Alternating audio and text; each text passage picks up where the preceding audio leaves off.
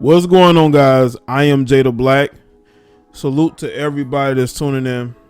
I got to talk about this Stephen A. Smith situation, man. I posted on my Twitter Stephen A. Smith's apology for the comment that he made about the Asian baseball player. I think his name is Shohei Ohtani. And he basically said that the guy is never going to be considered great in his opinion because he has an interpreter. I'm paraphrasing. But basically it was about the fact that he cannot speak very good English at all. Now, it has not been new for foreign players to play in baseball who can't speak good English, whether they be from Latin America or whether they be from Japan. They've had Korean baseball players. They've had baseball players from a lot of different countries who couldn't speak English, and it was never, no one really cared. It wasn't that big of a deal. But now in this social media age, the post-game interviews matter. And I guess it mattered to Stephen A. Smith. Now, looking at the climate that we are in, Stephen A. Smith should have known from when he said that out of his mouth that it was going to be a problem.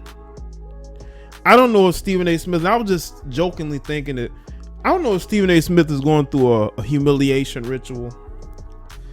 But, you know, he's been in and out of situations, even apologized to Nigerians, right?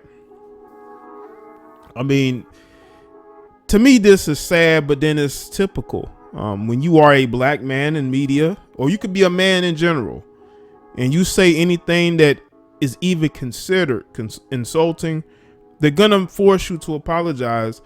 And when you look at the amount of money that Stephen A. Smith is making, you know, he worked a lot of years to get to where he is at ESPN, right? He doesn't want to mess that up. I spoke about it in my most recent video. That's what makes this. I really didn't even want to make a video. I didn't want to make this video because I had just recently made a video about Stephen A. Smith and his salary and why he's a valued member of ESPN. Then for him to do this, now he's posting this long apology. And I want people to understand this. This is sad on a lot of levels because there's nothing more disgusting than one of these men, especially black men, apologizing and begging for forgiveness, right? We all know that Stephen A. Smith can fly off the handles. That's what made him who he is. That's what made him who he is. But this is a different era.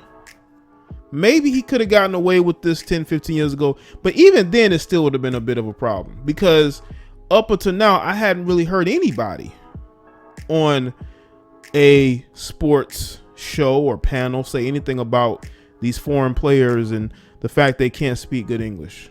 It wasn't really a problem.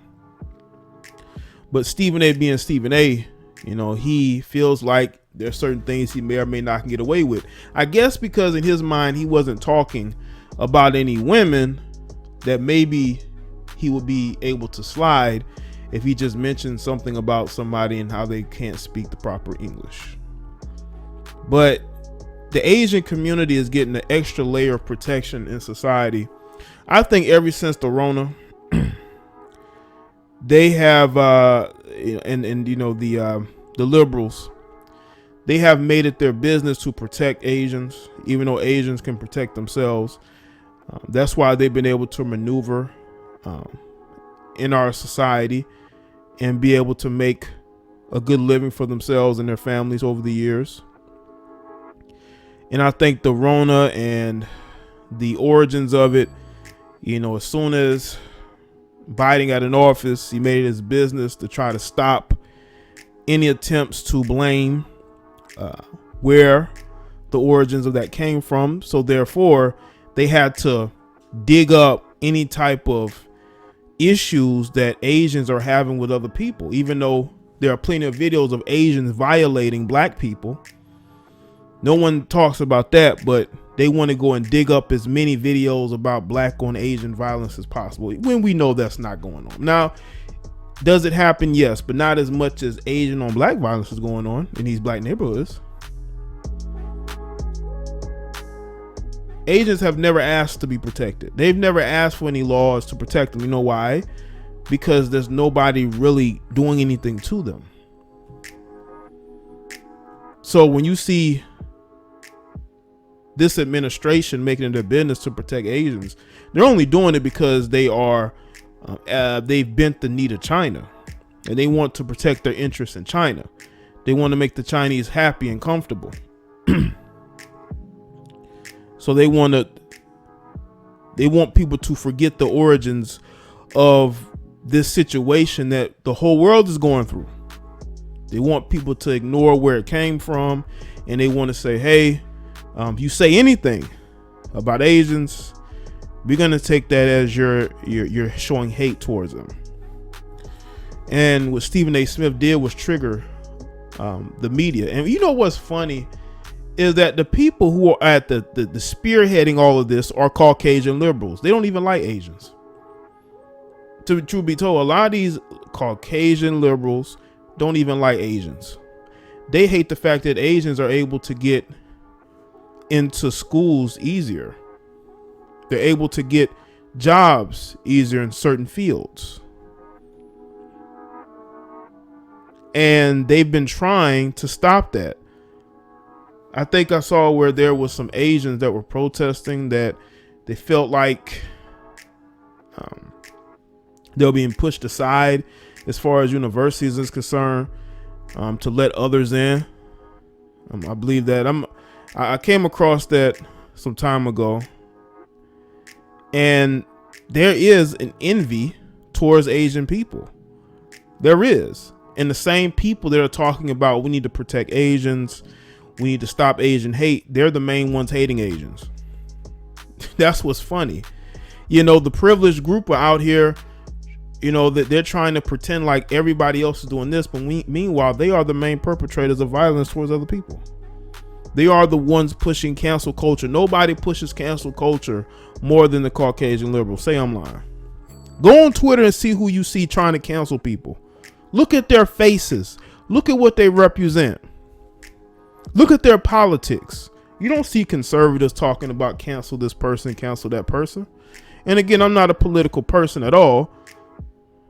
I'm not a Republican or Democrat. I'm an independent, true independent. I'm not one of these fake weather day and night type of, you know, people. I am where I am, and I'm not going to budge. But if you go on Twitter and you look at who's pushing this cancel culture, look at what their race is. Look at what their gender is. All of them have rainbow flags. They're talking about BLM, but they would never want black people moving to their neighborhoods and going to the same schools that their children go to. But they get on social media and they can perpetrate their hate in the myriad of ways. That's the people pushing this stop Asian hate. It ain't even Asian people. You got Asian people that are reacting because they feel like they have to, you know. The blue check mark Asians, they have to respond. But Asians have never felt any danger I'm just saying, in general, overall, danger. They felt like they were constantly under attack. That's a smart group of people. And they're an organized group of people. If they were really dealing with problems, we would know about it. But the people who are pushing cancel culture are the same people who are what they attack and who they tried to cancel. Stephen A. Smith found out the hard way. And that's why I would never want to be in corporate America. I would never want to be a part of this corporate machine, because I'd have to worry about having to apologize, having to say sorry for something I said. Stephen A. Smith is an entertainer. I don't think he said that because he didn't like this guy. But that's the narrative they're going to push, unfortunately, for Stephen A. Smith. Unfortunately for him, they're going to push this narrative. That's why I am all for black men in general, but especially black men, not even going into corporate America. For what? Why go there? You say the slightest thing that doesn't toe the party line, they're going to viciously attack you. They viciously attacked Stephen A. Smith. That's why he released this long apology, apologizing to everybody. And this is where we've gotten. This is why I told y'all this is the amount of power that Twitter has. Twitter has people losing jobs, apologizing. That's a lot of power for one platform to have.